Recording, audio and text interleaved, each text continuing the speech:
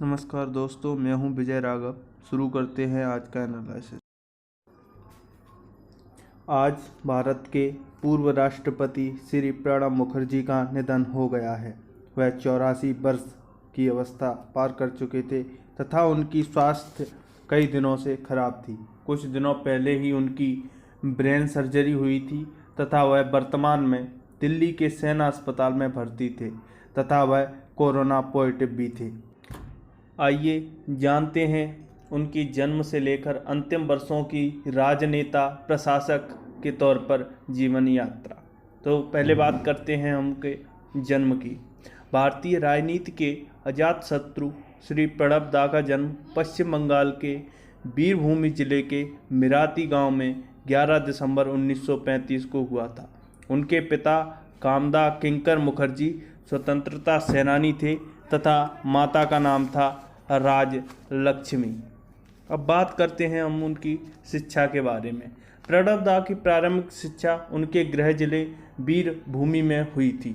बाद में उन्होंने कोलकाता में राजनीति शास्त्र व इतिहास में एमए किया तथा कोलकाता विश्वविद्यालय से एलएलबी की डिग्री हासिल की। अब बात करते हैं उनके परिवार के बारे में। प्रणब दा का विवाह कलाकार व गायिका सुब्रा मुखर्जी से हुआ था तथा इनके 2 पुत्र और 1 पुत्री हैं। इनकी पुत्री वर्तमान में कांग्रेस की सक्रिय सदस्य हैं। प्रणब दा ने अपने करियर की शुरुआत कोलकाता में डिप्टी असिस्टेंट जनरल पोस्ट एवं टेलीग्राफ में अपर डिवीजन क्लर्क के रूप में शुरुआत की थी। फिर वह अपने कॉलेज विद्यानगर कॉलेज में राजनीति विज्ञान के असिस्टेंट प्रोफेसर के पद पर नियुक्त हो गए। राजनीति में प्रवेश करने से पहले प्रणब दा ने एक पत्रकार के रूप में भी कार्य किया था। उन्होंने देशर डाक नाम से एक पत्रिका में पत्रकार के तौर पर कार्य किया था। राजनीति में प्रणब दा को लाने का श्रेय भारत की पूर्व प्रधानमंत्री श्री इंदिरा गांधी को जाता है।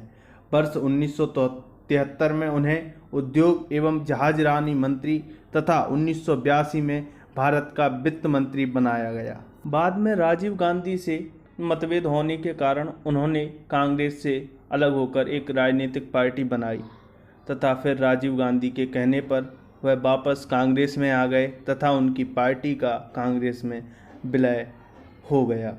सन 1980 से 1985 तक वह राज्यसभा के सदन के नेता रहे।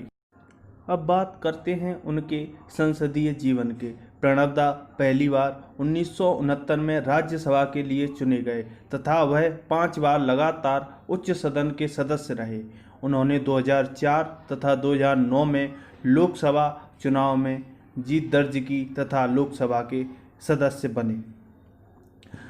प्रणब मुखर्जी ने भारतीय राजनीति में कई महत्वपूर्ण कार्य किए। आइए जानते हैं अब उनकी उपलब्धियों के बारे में।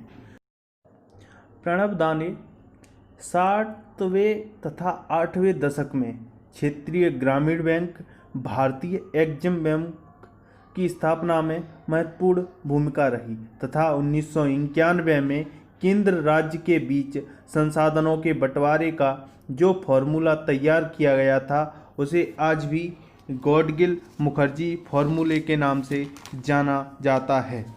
न्यूरो मनी द्वारा एक सर्वे में 1984 में विश्व के 5 सर्वोत्तम वित्त मंत्री तथा 2010 में एशिया के सर्वश्रेष्ठ वित्त मंत्री का खिताब प्रणब दा को दिया गया। 1991 के बाद शुरुआती साल में प्रणब दा योजना आयोग के उपाध्यक्ष रहे।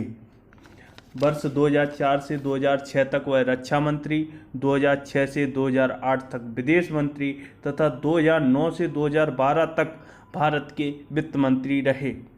2012 में राष्ट्रपति पद के नामांकन के बाद उन्होंने लोकसभा से इस्तीफा दे दिया।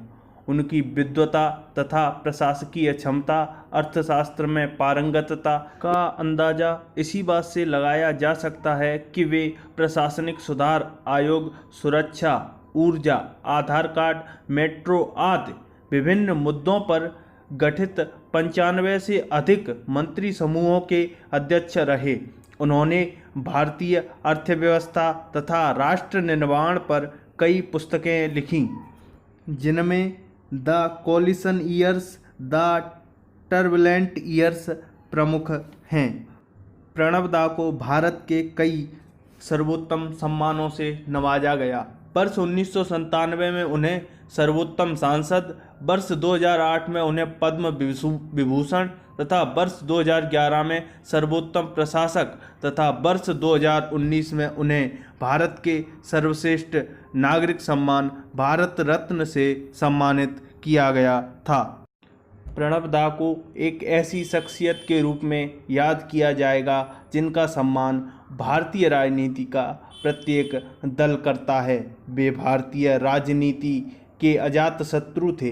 वे कूटनीति, अर्थनीति, राजनीति और संसदीय परंपराओं की गहन जानकारी रखते थे। राष्ट्रपति के रूप में उन्होंने कई ऐसे फैसले दिए जो मिसाल बने, मसलन अजमल कसाब की फांसी, अफजल गुरु की फांसी तथा याकूब मेमन की फांसी जैसे महत्वपूर्ण फैसले उन्होंने अपनी राष्ट्रपति के कार्यकाल में सुनाए। भारतीय राजनीति में उनकी कमी हमेशा महसूस की जाएगी।